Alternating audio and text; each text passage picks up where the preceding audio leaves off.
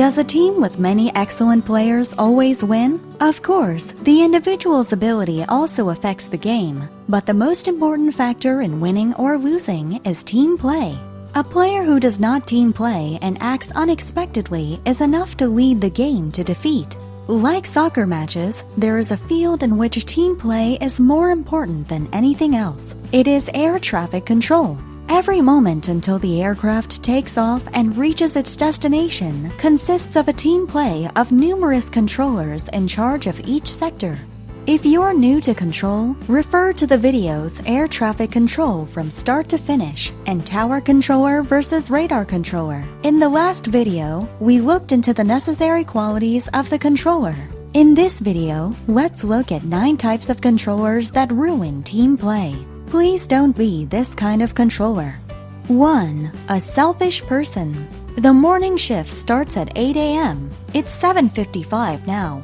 Other team members are waiting for one person who is late every time. At 8:05, he arrived in the control room in a hurry. The frequent tardiness of individuals has put other team members under stress even before they start work. Due to COVID-19, the cups, control seat, and microphone should be disinfected individually before leaving work, but he just left the office without feeling sorry and did nothing.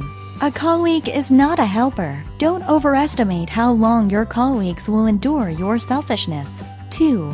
A person who is blind to his or her abilities. While taking a short break, I confirmed by radar that 2 aircraft in the converging route were at the same altitude. She seemed to be forgetting this fact while controlling other aircraft. So when I told her to climb the altitude of the aircraft, she got angry, saying, "I'll take care of it myself, so don't disturb me." Not because I didn't trust her, I just wanted to help her. When one person controls several aircraft, he or she often misses a dangerous situation. It is a blessing to have a fellow controller who monitors and solves traffic settings together. You are not as omnipotent as you think, so it is right to be grateful once someone gives you some advice. 3. A person who can't manage his condition.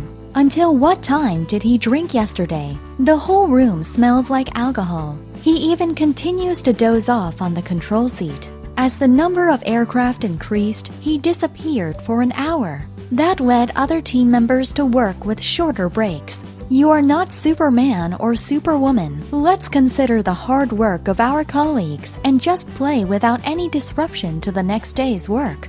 4. Too much talking.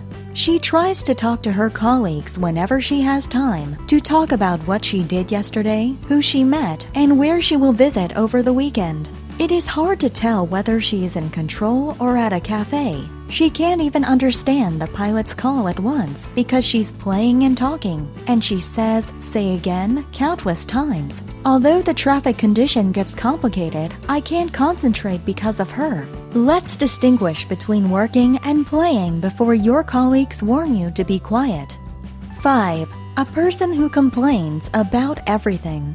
I wish there was a partition for every control seat. Sitting right next to him, he is unhappy with everything. I feel like he is the only one who has had all the misfortunes of the world because he couldn't sleep well last night because his stock crashed, his family dug up, and so on. His expressions full of discontent to irritating self-talk has become a habit. Other controllers who have to be with him in a small space feel depressed because of his complaints. They need to share information and communicate with each other from time to time, but they don't want to talk to him. Air traffic controllers always work with tension and stress. Don't put your negative feelings into it. 6. Liar.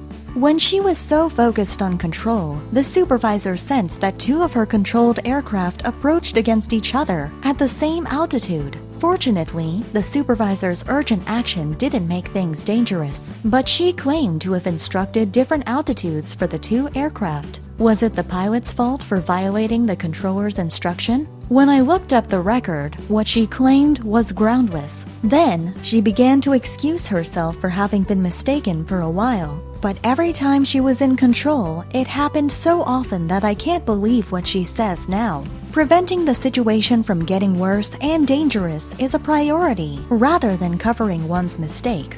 A person who does admit one's mistake looks much cooler than one who does not make the mistake. Frequently lying to protect yourself will bring about misfortunes that no one believes, no matter how much truth you tell at a dangerous moment. 7. Rule breaker. Recently, there has been a malfunction in the main communication equipment. To prepare for radio failure, secondary equipment has been scheduled for 3 times a day at a designated time. However, he rather scolds people who try to keep the rules. Displeased with the situation, he looks at the other controller who is inspecting, saying, "Do we need to do this?" Eventually, he never had secondary equipment at a scheduled time. A person who ignores the rules and is stubborn with his thoughts and ideas makes other hard-working colleagues lose their morale. 8. A person who doesn't withstand for the loss. The task for the controller is not fixed. One day, there's less traffic, the other day a lot. There's a day with many abnormal situations and another day with none.